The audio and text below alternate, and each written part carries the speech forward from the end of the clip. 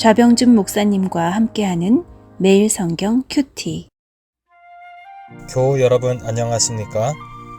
3월 26일 주일입니다. 마태복음 24장 15절에서 35절을 묵상하겠습니다.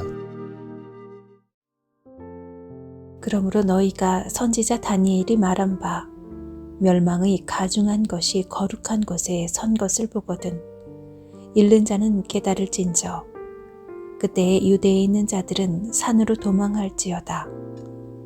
지붕 위에 있는 자는 집 안에 있는 물건을 가지러 내려가지 말며 밭에 있는 자는 겉옷을 가지러 뒤로 돌이키지 말지어다.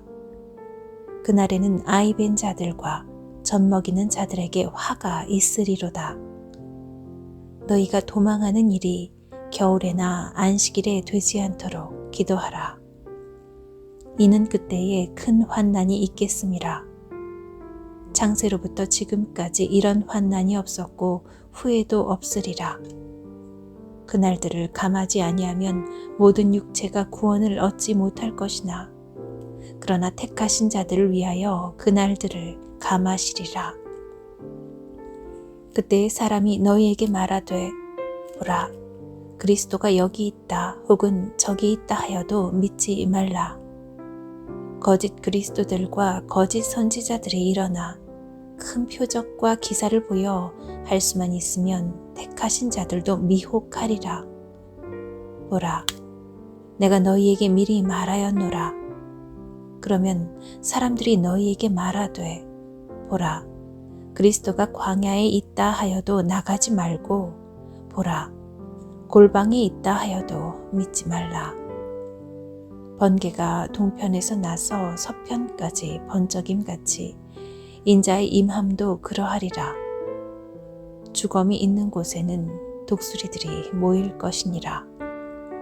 그날 환난 후에 즉시 해가 어두워지며 달이 빛을 내지 아니하며 별들이 하늘에서 떨어지며 하늘의 권능들이 흔들리리라.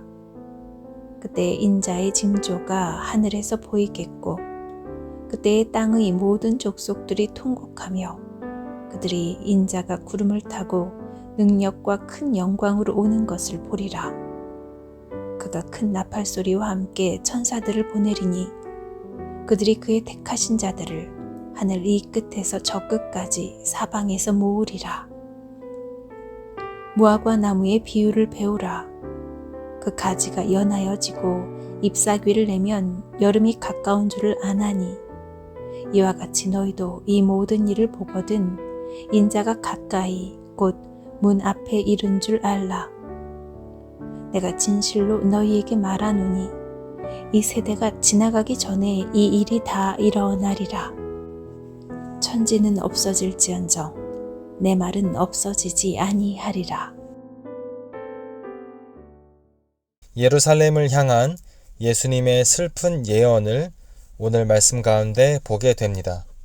애통하고 탄식하는 말씀이죠.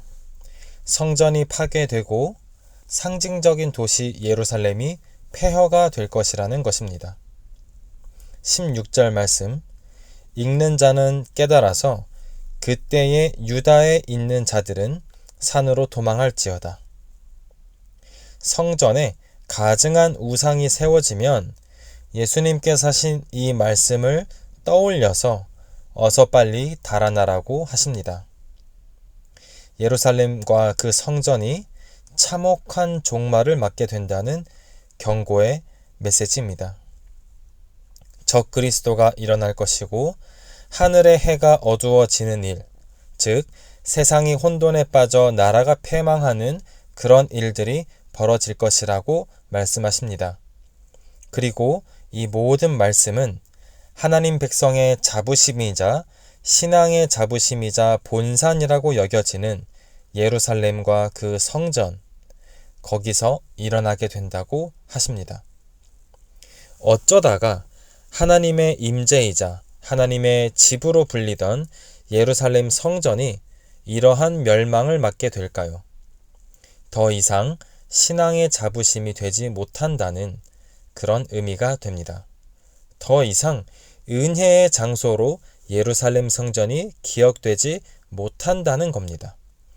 전통적으로 제사를 통하여서 회개하고 하나님께 나아가고 하나님의 백성으로서 절기를 지켰던 그 신앙의 거점인 예루살렘 성전인데 그 성전이 더 이상 그런 기능을 수행하지 못하게 된다는 말씀입니다. 참으로 충격적이고 슬픈 말씀이 아닐 수 없습니다. 종교개혁자 마르틴 루터는 가톨릭 교회를 떠날 생각이 없었다고 알려집니다. 자기 자신이 사랑하고 아끼던 가톨릭 교회를 바로 세우기 위해서 95개조 반박문을 걸었다고 알려집니다. 하지만 결과론적으로 그는 가톨릭 교회를 떠나서 새로운 교회, 저항하는 자들이라는 개신교회의 시작점을 찍게 됩니다. 그래서 하나님께서는 루터를 통해 신앙의 순기능을 해내지 못하는 가톨릭 교회로부터 개신교회로 은혜의 통로를 바꾸셨다고 생각할 수 있습니다. 저와 여러분의 삶에 이 예루살렘 혹은 가톨릭 교회처럼 순기능을 해오다가 역기능을 맡고 있는 신앙의 자부심은 없습니까? 오랜 전통과 나의 신앙의 뿌리 또는 신앙의 본산이라고 여겨졌던 우리의 습관과 익숙함에서 오히려 방해를 받고 있지는 않습니까? 예수님께서는 계속해서 말씀하십니다. 35절에서 천지는 없어질지언정 내 말은 없어지지 아니하리라.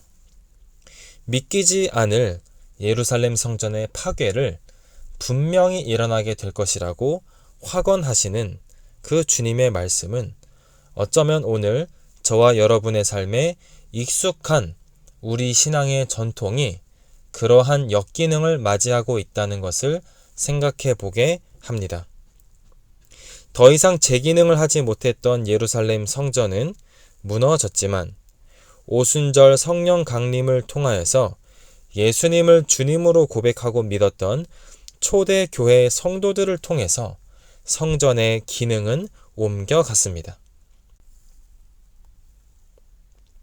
자부심 가득하지만 건물만 덩그러니 남았던 예루살렘 성전이 아니라 우리 삶에 뜨겁게 타오르는 성령의 불길이 가득하기를 소망합니다. 혹시 우리 삶에 익숙한 신앙의 자부심을 대신하는 그 무엇이 떠오르십니까? 익숙한 대로만 신앙생활하는 것이 아니라 더욱더 하나님을 향한 성숙과 성장으로 나아가는 믿음의 걸음을 걸어가실 수 있기를. 그래서 늘 우리들의 삶에 성령의 감동으로 말미암아 우리 안에 계신 하나님의 성전이 날마다 성장하고 확장되어 가기를 주님의 이름으로 축원합니다. 주일 성도의 교제를 위한 기도. 소그룹 안에서 교제, 돌봄, 양육, 기도, 전도하며 그리스도의 몸으로 연결된 신앙 공동체를 이루게 하옵소서. 당회, 남성교회, 여전도회, 재직부서에서 사랑과 섬김으로 함께 교회를 세우는 기둥 되게 하옵소서. 우리 교회 어르신들의 건강을 지켜주옵소서. 오랜 시간 대면하지 못한 교우들의 형편과 사정을 살피셔서 교회로 발걸음을 옮기게 하옵소서. 군입대, 유학 중에 있는 자녀들을 돌보아 주옵소서.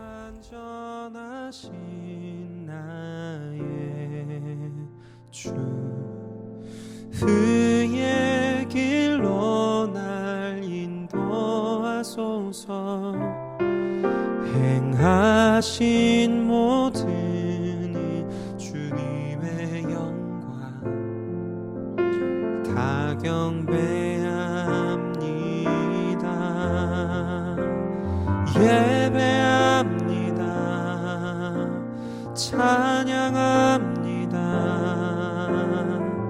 주님만 날 다 다스리소서. 예배합니다. 찬양합니다. 주님 홀로 높임 받으소서.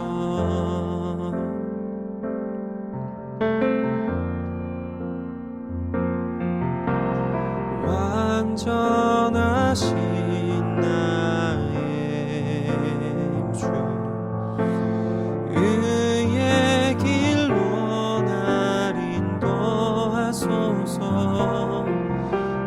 행하신 모든 일 주님의 영광 다 경배합니다. 예배합니다. 찬양합니다. 주님만 날 다스리소서. 예배합니다. 찬양합니다. 주님 홀로 높임 받으소서. 예배합니다. 찬양합니다. 주님만 날 다스리소서. 예배합니다. 찬양합니다. 주님 홀로 높임 받으소서. 예배합니다. 찬양합니다. 주님만 날 다스리소서. 예배합니다. 찬양합니다.